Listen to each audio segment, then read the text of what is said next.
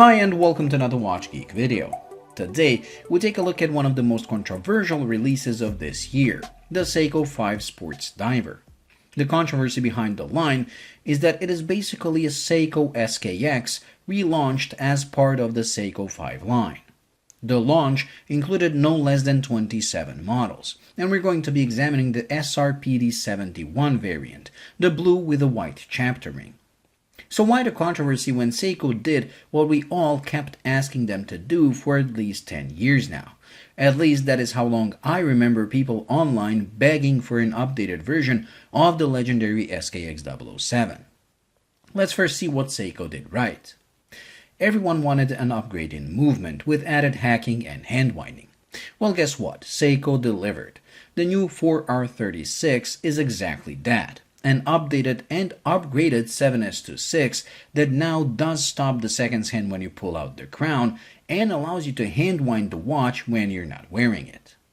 Then the chapter ring. We've all been modding the SKX to death with different dials and chapter rings, sometimes creating pretty striking pieces. I especially remember an SKX Monster mod from years ago where someone put a first-generation Monster dial and, more importantly, an aftermarket contrasting chapter ring. I immediately fell in love with that piece. The contrasting chapter ring just made the watch pop. And again, Seiko now delivers that as stock, making this blue and white combination simply breathtaking and really refreshing compared to somewhat boring blackness of the 007. Finally, the one thing I disliked about the SKX, and I actually mentioned it in my Citizen NY0040 video, is the use of silver hands and white hour markers. I always thought that to be a flaw, and something Citizen did better, because on Citizen, the two match each other. Well, guess what? Seiko again delivered, as this does have the matching silver markers, making it more refined. Then, the size and shape. Watch people, me included, hate when a company relaunches an update of their legend, and then ruin it by increasing size or making changes to an otherwise perfect shape. And the SKX007 shape and size are perfect. With 42mm in diameter, it is large enough to look great on even the largest of wrists, but has a short lug-to-lug of 46, making it wearable on even the smallest ones. It is honestly one of my favorite case shapes and case sizes ever made. I even prefer it to the more popular turtle. Whenever I had it on the wrist, it just felt and looked perfect.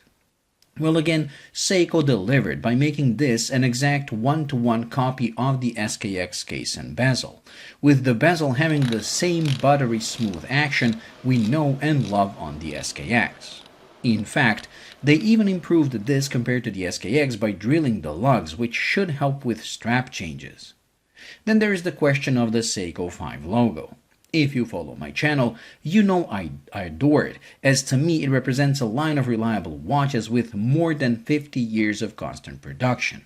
To me, it is a badge of honor, but sadly, most people hate it, and even those that don't always say how they hate when Seiko puts 5 Sports on the dial.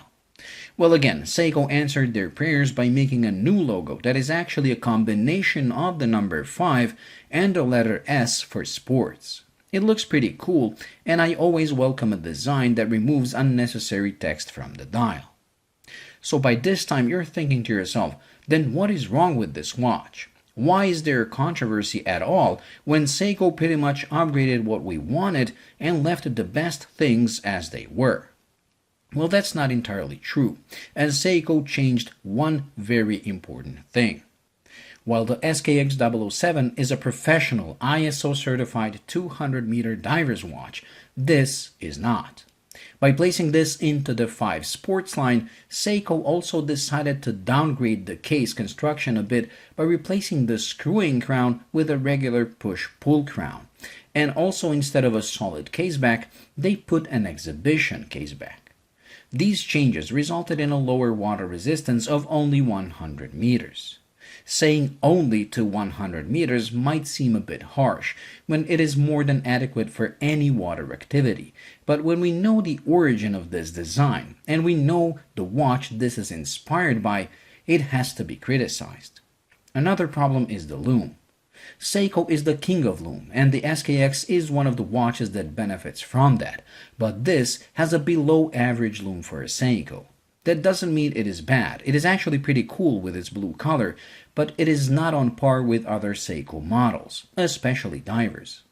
Then there are the drill lugs. Yes, I mentioned them as an improvement, but they're a partial improvement only, as they can't accommodate fat Seiko spring bars like the ones used on the SKX. Since this is not an ISO certified diver, it doesn't have to pass a spring bar sturdiness test, and as such, regular thin spring bars are used, which is another thing showing this is a lower grade watch compared to the real thing. There is one thing Seiko did exactly the same as on the SKX that I wish they changed by now, and it's the chapter ring alignment. Given the fact they're relaunching this line, and given the fact more and more people are mocking Seiko for their misalignment issues, they had the perfect opportunity to revise their production method of these chapter rings and fix the issue once and for all.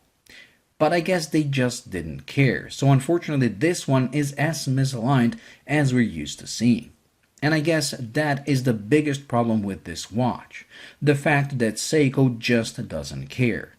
If we were to look at this as a completely new model of a Seiko 5 Sports line, it would be an interesting model, and one that I would welcome with open arms. But it's not. This is clearly an SKX007, a legend, a forum favorite, and a watch that even snobby watch collectors respect. But it seems even people who hate Seiko have more respect for the SKX than Seiko themselves. The fact that they took one of the most iconic watches in their history and deliberately made it worse makes this a cash grab, especially when you consider it is more expensive than the real deal. What's even more frustrating is the fact so many details on it are really an upgrade and exactly what the watch community would like. But it all falls apart when you realize this is a pretend diver with weak lume and same crappy quality control we're used to seeing from Seiko. So if you like this design, do yourself a favor and get an SKX007 while they're still available. Leave these models for the general public that care about looks only, as this is a handsome watch that I'm sure will sell like crazy. And at the end of the day, that is what Seiko and every other watch brand is after. No matter how hard we want to think, there is more to them than just profits. Well, that completes this week's video, so thank you for watching. I hope you enjoyed and found it useful. If you did, please like and subscribe, and until the next video, bye.